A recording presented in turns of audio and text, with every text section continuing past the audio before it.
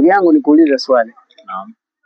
Katika dunia hii ama katika watu waliowahi kuishi katika dunia hii, kuna watu wengi katika Biblia ambao wana mifano mizuri ya kuigwa. Sasa sijui wewe, kwa kulingana na wewe, mtu gani amekuinspire sana kwamba ungetamani niwe kama mtu fulani?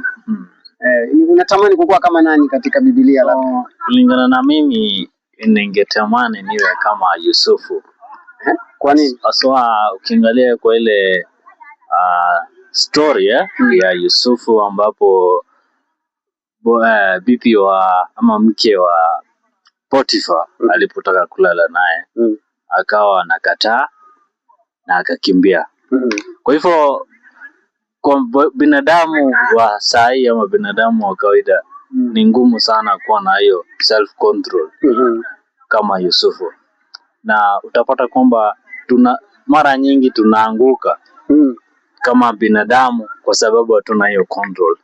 Kwa hivyo kama Mungu anganisaidia niwe kama Yusufu, ingekuwa vizuri sana. Kwa nini unasema kama Mungu angekusaidia? Ni kwamba sasa hivi huna self control hiyo au iko vipi?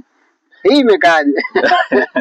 Sasa umesema kwamba alikuwa na hiyo self control. Alikuwa na hiyo self control. Ukiangalia wewe mwenyewe unaweza kuwa na ile self control kabisa. Sijasema sina self control, lakini inafika mahali katika maisha tunalegeza kidogo. Lakini ukiangalia Yusufu kuanzia mwanzo, yeye sidhani kama kuna weakness ukijaribu kuangalia kwa story yake, sidhani kama utapata weakness yake kwenye Biblia. Ni ngumu sana. Ni kweli. Yusufu, kwa sababu kuanzia pale hata wakati wale ndugu zake walienda wakamtupa katika ile shimo na hatimaye tena wakakuja kumtoa pale ndani wakamuuza. Yeye alikuwa mvumilivu sana, alafu hakuwahi kusema awatakie mabaya ama akuje kuwastaki ama akuje kuwachukulia hatua ama nini.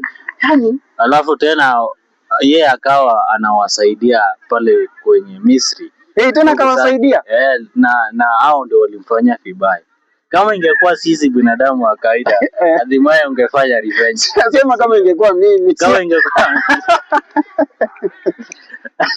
Kama ingekuwa mimi basi ningefanya revenge. Singewasaidia kwa sababu mwanzoni walinitendea mambo ambayo yalikuwa mabaya.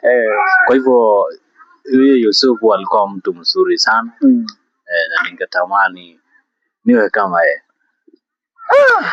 Kweli. Sasa mimi kuna watu kadhaa ambao ningependa kuwa kama wao. Na mtu wa kwanza ambaye alifanya mambo mazuri na mambo makubwa sana katika Biblia, Ibrahim. Alifanya nini huyo? Ibrahimu bwana, yule jamaa imani yake mimi inanihamasisha sana. Alikuwa na imani. Yaani imani yake nilipitiliza viwango, imani yake ni kubwa. Wewe yani kwa kweli hapo hata mimi ningeshindwa. Lakini nimtoe mtoto. Nimtoe mtoto wangu wa pekee. Nimtoe yeye kama sadaka. Ambaye tena umemwomba Mungu. Nimeomba Mungu kwa muda mrefu, miaka imeenda sana. Kiukweli narudi kwa ile kauli yako. Mungu anisaidie. Ningetamani kukua kama Ibrahim, kwa sababu baada ya hapo tunaona kwamba Ibrahim bado ndio amekuja kuwa baba wa imani. Ndio baba wa imani. Kweli. Yaani mimi ningetamani nikuwe na imani zito kama hiyo ya kufanya maamuzi mazito. Na unajua maamuzi mazito kiasi kwamba alikuwa hata ilikuwa inambidi afanye peke yake. Hata hawezi kuambia Sara, kwa sababu Sara labda angemrudisha nyuma. Kweli. Alichukua mtoto akamwambia twende. Na mtoto wakati yuko njiani anamuuliza umeambia mama? Akasema hapana, sijaambia mama. Sijaambia mama. Naye mtoto akatii, hakutaka kusema mbona tunaenda kwa sacrifice na hatuchapeleka ile kondoo ya kuchinja pale. Haya. Mtu mwingine ambaye ningependa kuwa kama yeye sasa ni huyu ndugu wa Esau. Yakobo. Yakobo alifanya nini? Yakobo bwana, ule jamaa ni mpambanaji, ni mpiganaji. Ule jamaa haachi kitu. Yaani wewe angalia. Kwanza maandiko yanasema kwamba hata yeye kwanza wakati unajua alizaliwa mapacha na Esau. Lakini yeye alikuwa ameamua hata yeye hatatoka wa pili. Eli watoke wote pamoja. Atashikilia ndugu yake walifanya. Alishika mguu. Wakatoka. Sema afadhali tuende wote. Yaani kama kuna kitu cha kuonekana cha utofauti, acha tuende tuone wote. Hata mimi nataka vile wewe unaona na mimi pia nione. Haya. Kitu kingine tena. Ikaja wakati wa kuchukua zile baraka sasa. Baraka. Kwa mzee Isaka. Sasa huyu jamaa bwana wakafanya njama. Wakafanya njama. Na hiyo njama ikaleta mafanikio makubwa sana kwa sababu ilikuwa tu ni kuteka zile baraka. Na unaona wakati walikuja wakafanya njia rahisi. Na akapata zile baraka. Na ikawa ndio hivyo. Kuna tena kitu kingine. Before twende hapo, unaona hiyo story inajiuliza ni kama alifanya makosa kumdanganya baba yake kwamba yeye ni Esau. Sio alimdanganya baba yake kualisha alifanya makosa. Alifanya ya kudanganya. Damu ya kudanganya. Katika mimi nafikiri ndio ilikuwa ni makosa, lakini ukiangalia katika setup ya Biblia kuna mahali fulani inabidi utumie mbinu ya kupata kitu. Nitakupa mfano mwingine. Kwa mfano Ibrahim ameenda Misri. Sasa njaa ilikuwa kali huko kwao. Ameenda Misri kwa ajili ya kutafuta maisha. Na alikuwa na mkewe Sara ambaye alikuwa ni mrembo. Sasa wakati alifika Misri alijua kama akisema yeye huyu ni mke wake hata kumuua wangemuua. Na mke kama ndio mfalme alikuwa anasema kama kuna msichana mrembo kabisa ambaye yako hapa anatakiwa kuwe mke wa mfalme. Sasa ikabidi adanganye. Akadanganya. Na akasema huyu ni dada yangu. Sasa wakati ilifika kwamba akasema sasa kama umesema ni dada yako ndio vizuri sana. Sasa waacha wewe utakuwa shemeji. Huyu anakuwa automatically sasa ndio mke wake. Alafu wewe utakuwa shemeji sasa.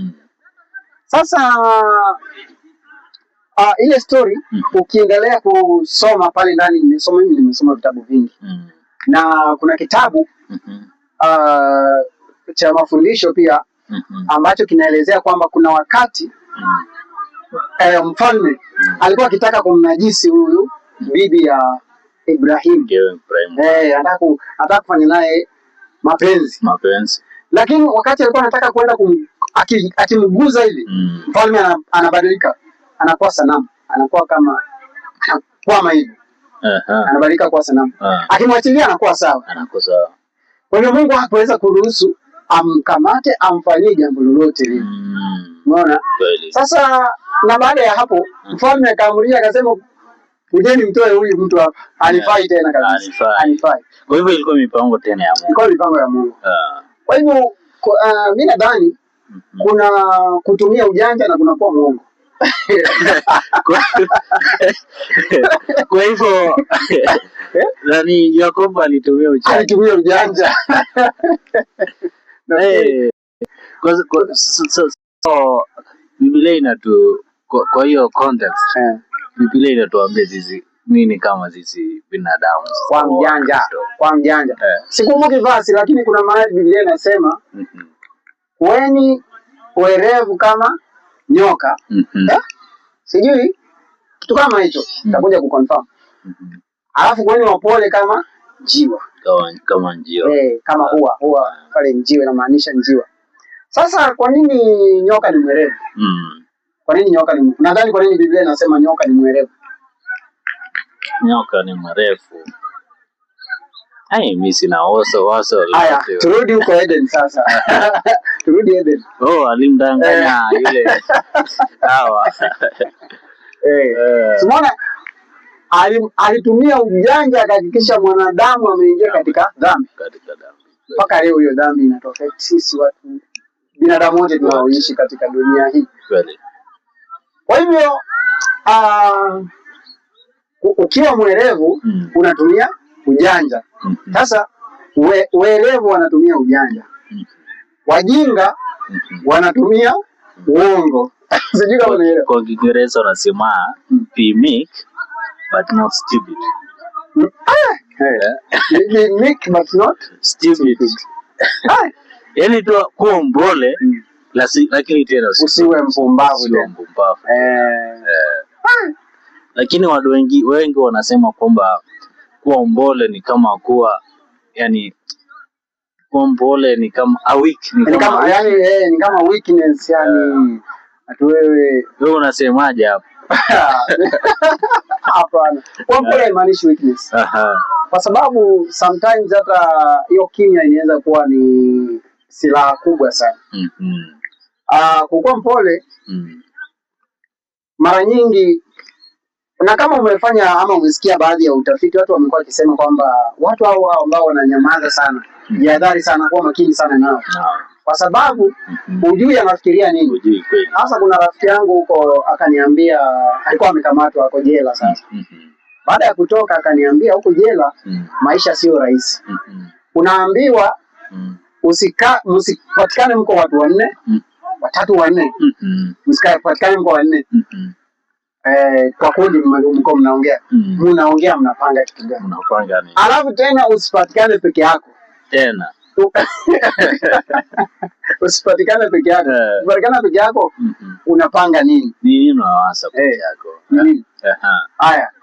Wakati wa kulala usiku usipatikane hujalala.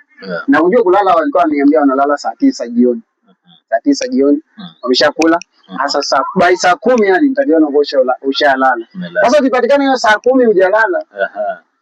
Kwa nini hujalala? Unapanga nini? Sasa pale unajua inabidi ufuate masharti. Ufuate tu sheria.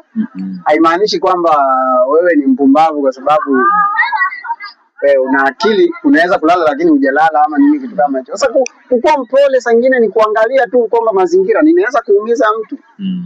Hakuna haja. Mimi si kwamba ni mpumbavu sijui ninachokifanya. Kwa mpole haimaanishi kwamba weakness. Sijui, nafikiri kwa sababu ya muda tumalizie hapo kwa leo. Ila nataka nikwambie wewe ambaye unatazama Neno la Uzima Group katika mtandao wetu wa YouTube, kama bado hujasubscribe, hapo chini kuna maandishi yameandikwa subscribe, basi hakikisha kwamba unabofya pale. Kuna kitufe pale kimeandikwa like. Wewe guza pale palipoandikwa like. Itakuwa muhimu zaidi. Usisahau kushare link hii kwa marafiki, jamii, ndugu na jamaa. Share ili kwamba mtandao ama page hii yetu ya Neno la Uzima Group ifikie watu wengi zaidi. Kuna mengi ambayo tunazungumza, kuna mengi ambayo tunajadili. Na nikushukuru sana kwa kutenga muda wako na kusikiliza ama kutazama kipindi hiki, kwa maana vipo vipindi vingi sana ambavyo tumefanya kwa ajili yako. Muhimu zaidi pia, kama una swali, maoni ama mapendekezo, hapa katika comment section hakikisha kwamba unadondosha pale issue yako. Uliza swali pale, pendekeza kitu, kwa sababu tungependa kwamba hiki kipindi kikufae zaidi. Sasa unaona kama tufanye njia gani ama tukuletee tuzungumzie nini ambacho unaona kwamba kinatuathiri ama kinaathiri jamii moja kwa moja. Tutaweza kujadili na itaweza kukuwa ni baraka zaidi. Kutoka kwangu mimi sina la ziada. Tulianza bila kujitambulisha. Sasa mimi naitwa Christopher Biteremo. Nami niite Kerin Caleb. Asante sana. Tukamilishe kwa maombi. Hatukuanza kwa maombi tena. Tutakamilisha kwa maombi. Tuamini na tuombe. Mwenyezi Mungu nakushukuru, nasema ni asante, ni jioni nyingine tena ambapo tumekutana katika kipindi hiki. Umekuwa pamoja nasi, yale ambayo tumejadili yametoka katika maandiko matakatifu. Ni mafundisho ambayo yamelenga kusaidia mtu mmoja au wawili ili waweze kupata ukweli na kujua njia kamili ya kufuata Yesu.